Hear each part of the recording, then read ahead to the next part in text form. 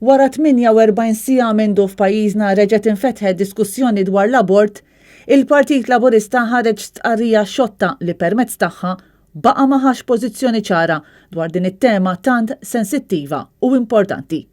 Il-membri tal-Gvern fil-fatt qed ikunu skomdi ferm meta affaċċati b'domandi dwar dan is-suġġett u l-ġimgħa konfermawlna li minkejja li l-abort reġa' tqajjem fil-Parlament bil-preżentazzjoni tal-abbozz tad-deputat indipendenti Marlin Farrugia, il-Labor għadu qed jiddejjaq joħroġ pożizzjoni ċara.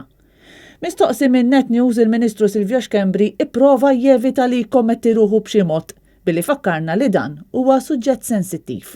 Dan huwa suġġett sensittiv li qed irid jiġi diskussew u mbagħad kif ikollna l-informazzjoni kollha nkun nistgħu nagħtu deċiżjoni informattiva.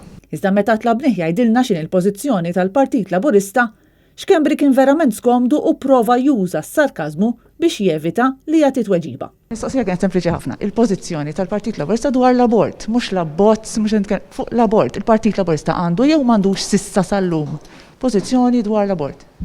Tajtek ir-risposta tiegħi m'għandix iktar xi nżidlek. Il-grupp parlamentari ħajiltaqa' Ima, isma' int ħatoqgħod tistaqsi l-istess mistoqsija u ħanwiġbek l-istess. Għamel rewind, aqbad il-video li tajtek. Għamel rewind u qgħod isimgħu werġa'. Għamel rewind, isma' xorta li tridu tgħidu, ġifieri għandek issa l-video u użaħ kif trid. M'intix komdu twieġeb x'in il-pożizzjoni tal-Partit Laburista dwar l-abort? Għetlek, għandek il-video, tajtek 3 minuti diskors, xaħġa ħataqbad biex timla Net News, timlew xaħġa ma tkunx timlew. Ministru, m'intix komdu twieġeb dwar il-Partit Laburista jekkux favur jew kontra l-abort? Mistoqsijiet oħra, ġurnata tajba. Daqshekk skomdi twieġbu dwar l-abort, ġifieri Ministru.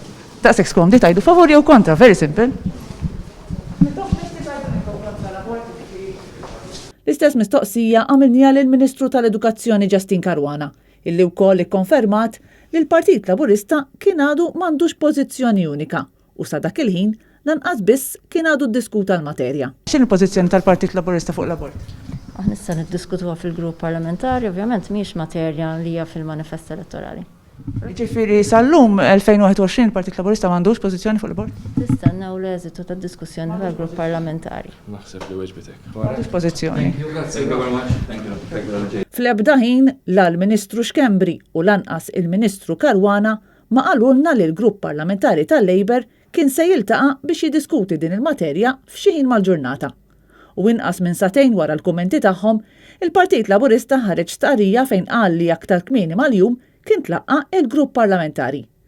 Mhux magħruf eżatt x'in saret din il-laqa u jekk il-ministri li kellmuna kienux fil-fatt preżenti għaliha.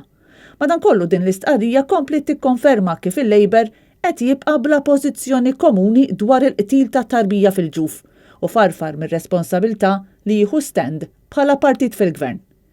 Minkejja li l-istqarrija qalet li l-Prim Ministru huwa kontra l-leġiżlazzjoni tal-abort, madankollu ma qalitx li d-deputati tal-Gvern għandhom l-istess pożizzjoni. Din probabbli hija raġuni għal l-Labor ma jistax joħroġ stqarrija ċara u unanima favur il-ħajja. Dan kollu b'kuntrast qawwi mal-Partit Nazzjonalista li malli reġgħet infetħet din id-diskussjoni mal-ewwel għamel stqarrija pubblika fejn b'mod ċar kristall iddikjara ruħu kontra l-abort u favur il-ħajja mill-konċepiment sa tmiem tagħha, xi ħaġa li fil-fatt tifforma parti mill-istatut tal-partit.